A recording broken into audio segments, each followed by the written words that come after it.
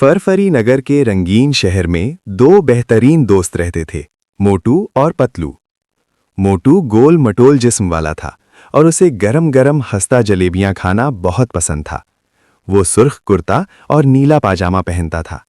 वो मज़ाहिया, बहादुर और कभी-कभी थोड़ा लापरवाह भी था। पतलू दुबला पतला और बहुत समझदार था। वो पीला कुर्ता, नारंगी पाजामा और ऐनक पहनता था। वो हर काम सोच समझ कर करता था। एक रोशन और धूप भरी सुबह मोटू और पतलू फरफरी नगर के पुराने पार्क में सैर कर रहे थे। परिंदे चहचहा रहे थे, तितलियां उड़ रही थीं और हवा ताज़ा और खुशगवार थी।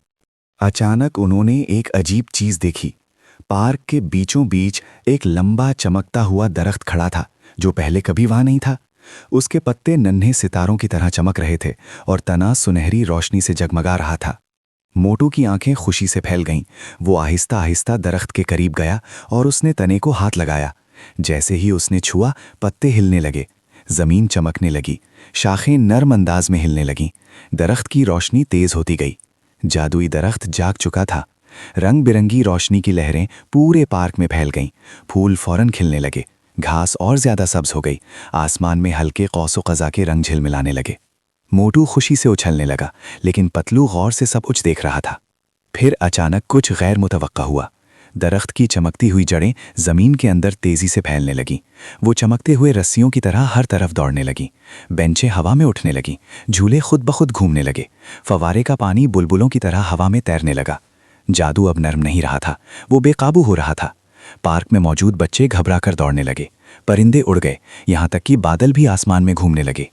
मोटू ने दरख्त को गले लगाकर रोकने की कोशिश की, मगर चमकता हुआ तना फिसलन भरा हो गया और वो आहिस्ता से घास पर फिसलकर गिर गया।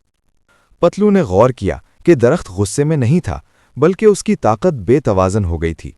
उसने चमकती हुई जड़ों को देखा जो दिल की धड़कन की तरह चमक रही थीं। जादू हर लम्हा बढ़ रहा था।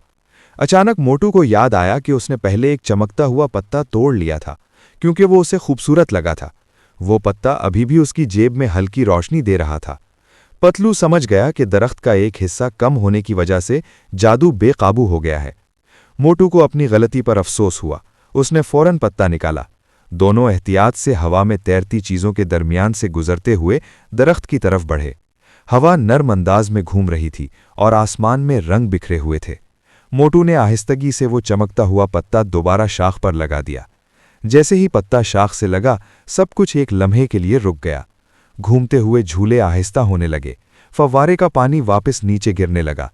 चमकती जड़ें जमीन में वापस चली गईं। पार्क दोबारा पुरसुकून हो गया। दरख्त अब नर्म रोशनी से चमक रहा था। आसमान दोबारा नीला हो गया। परिंदे वापस आ गए। बच्चे मुस्कुराने लगे।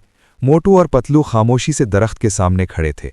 उन्होंने सीख लिया था कि जादू खूबसूरत होता है, लेकिन उसका एहतराम करना जरूरी है। दरख्त ने हल्की सी चमक दी, जैसे शुक्रिया अदा कर रहा हो। उस दिन के बाद वो जादुई दरख्त पार्क में नरमी से चमकता रहा और सबके लिए खुशी फैलाता रहा। मोटू ने सीखा कि बगैर सोचे समझे किसी चीज को नहीं लेना चाहिए। पतलू को खुशी थी कि टीम वर्क ने मसला हल कर दिया।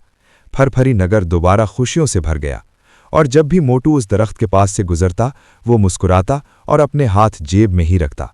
अखलाकी सबक: कुदरत और जादू का एहतराम करना चाहिए। छोटी सी गलती बड़ा मसला बन सकती है, लेकिन ईमानदारी और मिलकर काम करने से हर मसला हल हो सकता है। जड़ें बहुत सी पत्तियों के बगैर मुश्किल में थीं और मोटू ने बगैर सोचे समझे एक पत्ता ले लिया था। हाँ, जादू खूबसूरत होता है, लेकिन उसकी हिफाजत करना जरूरी है।